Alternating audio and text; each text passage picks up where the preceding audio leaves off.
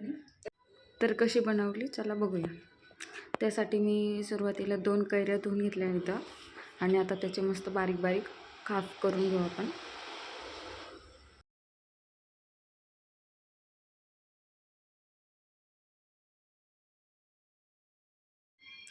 तुम्हाला जसे आवडतात तसं तुम्ही आंब्याचे तुकडे करून घेऊ शकता, म्हणजे जशा आकाराने तुम्हाला पाहिजे तसे। मला बारीक आवडतात त्याच्यामुळे मी इथं बारीक करून घेतलेले आणि त्यासाठी लागणारं साहित्य म्हणजेच लसूण, कढीपत्ता, मिरची, थोडंसं अद्रक हे काढून घेतलं आहे आणि आता मी ते सगळं मिक्सरमधून काढून घेते। आणि आपण हे सगळं जेव्हा मिक्सरमधून काढतो तर ते विदाऊट पाण्याने काढायचं, म्हणजे चटणी जास्त दिवस टिकते। मी इथे ट्रान्झिशन करण्याचा प्रयत्न केला पण ते मला काही जमलं नाही, सो मी कंटिन्यू केलं। त्यानंतर मी इथं कढई तापायला ठेवली आणि त्यात जिरे मोहरीची फोडणी देऊन घेत आहे।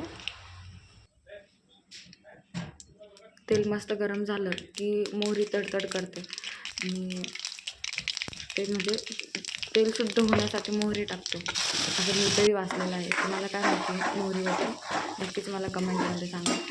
आणि मी जे सगळं मिक्सरमधून काढून घेतलेलं होतं इन्ग्रेडियंट मी सगळे फोडणीसाठी टाकलेलं आहे। आणि चटणी थोडीशी आंबट गोड हवी, कारण की कैरी खूप आंबट असते, त्यामुळे यात मी थोडासा गूळ ॲड करून घेते, म्हणजे त्याची थोडीशी गोड पण चव लागेल। आणि त्याला असा थोडासा गुळाचा कलर येतो, त्यामुळे ते आणखी म्हणजे त्याचा कलर चेंज होतो।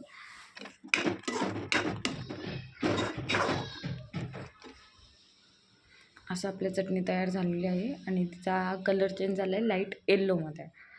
तर तुम्हाला कशी वाटली चटणी नक्की कमेंटमध्ये सांगा आणि तुम्ही ट्राय केली की नाही ते पण सांगा। थँक्यू।